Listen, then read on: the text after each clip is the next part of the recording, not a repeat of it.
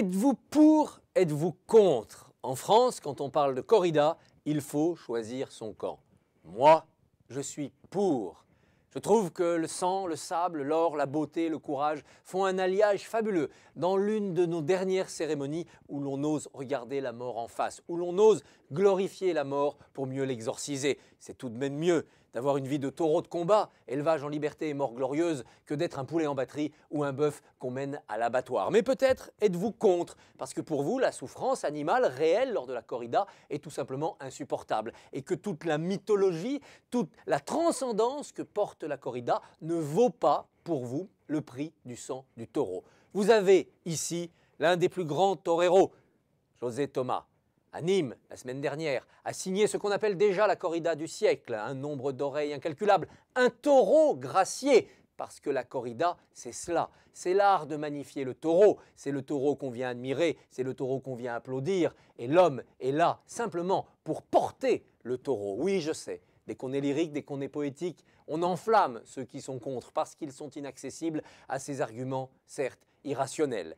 Beaucoup d'artistes sont pour la corrida, beaucoup de politiques, comme François Fillon, sont pour la corrida, parce qu'il y a dans leur métier quelque chose qui s'en approche, entrer en scène devant un public, défier les lecteurs. Oui, ce sont des moments de vertige qui correspondent sans doute à ce que vit un Thomas quand il affronte un taureau.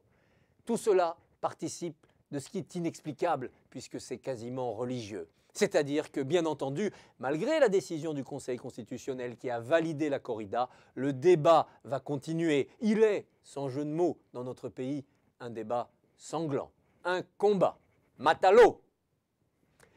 Autre débat sanglant et bien plus tragique, celui-là que nos corridas, l'inflammation des contrées musulmanes et dans notre pays de la communauté parce que ça va mal en effet autour de cette thématique. Et Charlie Hebdo avec Charb qui a défié encore un peu plus l'opinion, évidemment a été comme de l'huile sur le feu. Mais ne nous trompons pas, quand on met de l'huile sur le feu, le problème, ce n'est pas l'huile, c'est le feu. Pourquoi y a-t-il le feu? Pourquoi quelques intégristes qui ne représentent en rien la communauté musulmane, ni de notre pays, ni du monde, pourquoi quelques intégristes nous ont emmenés dans cette peur? Pourquoi quelques intégristes font que nous nous sentons coincés entre le choix du renoncement absolu à nos valeurs et le choix d'adhérer à des provocations souvent bêtes et méchantes? Et ce n'est pas le slogan de votre journal, c'était le slogan d'Harakiri, mais c'est bête et méchant ce que vous avez fait, Charb. Bête et méchant, mais libre. Liberté d'expression, donc pilier de la démocratie. Je suis donc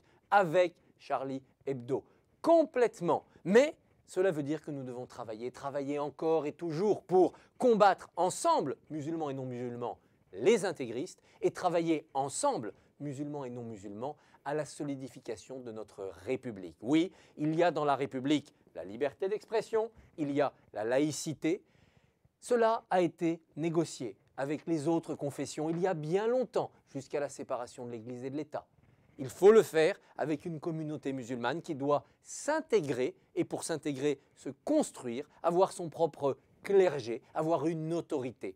Tout cela se terminera bien parce que les hommes de bonne volonté sont les plus nombreux. Mais le chemin sera long et douloureux.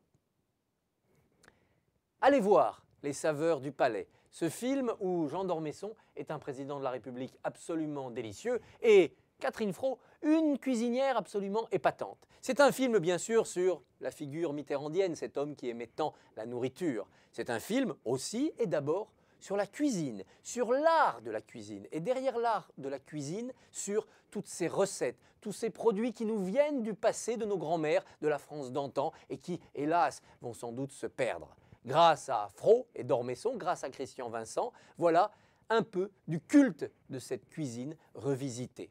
Mais que nous dit finalement l'alliance du gastronome et du politique? Eh bien que notre pays est en permanente recherche de son identité. Entre l'identité d'hier que nous ne voulons pas perdre parce que les bonnes recettes, c'est si fabuleux, les bonnes cuisines de nos régions, c'est si formidable, et l'identité de demain qui est bousculée par de nouvelles populations, par les nouvelles technologies, par la mondialisation. Entre ces deux identités, nous sommes déchirés. Mais pour tous les problèmes de la société, pour tout ce qui nous oppose dans le débat politique, finalement, se retrouver autour d'un bon plat et d'un bon verre, c'est le début d'une solution. Allez voir ce film, vous en sortirez en ayant faim de bonne nourriture, fin aussi de débat, de démocratie et de vivre ensemble.